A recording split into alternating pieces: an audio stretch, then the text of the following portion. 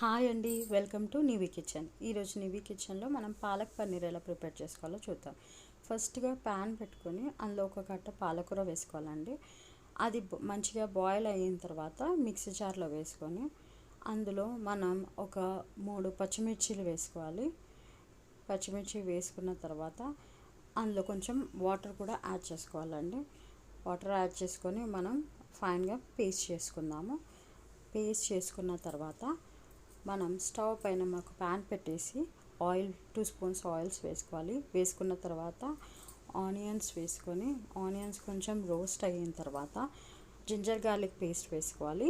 తర్వాత పసుపు వేసుకొని బాగా మిక్స్ చేసుకొని మనం ప్రిపేర్ చేసుకున్న పాలకూర పేస్ట్ ఏదైతే ఉందో బాయిల్ చేసుకున్న పాలకూర పేస్ట్ అది యాడ్ చేసుకోవాలి.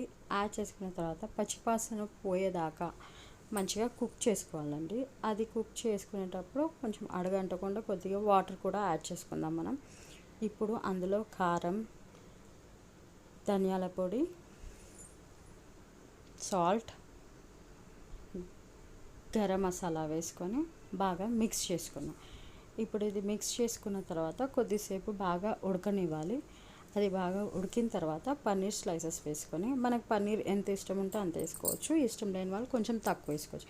పన్నీర్ అలాగా పచ్చిగా ఇష్టం లేకపోతే రోస్ట్ కూడా చేసుకొని వేసుకోవచ్చు.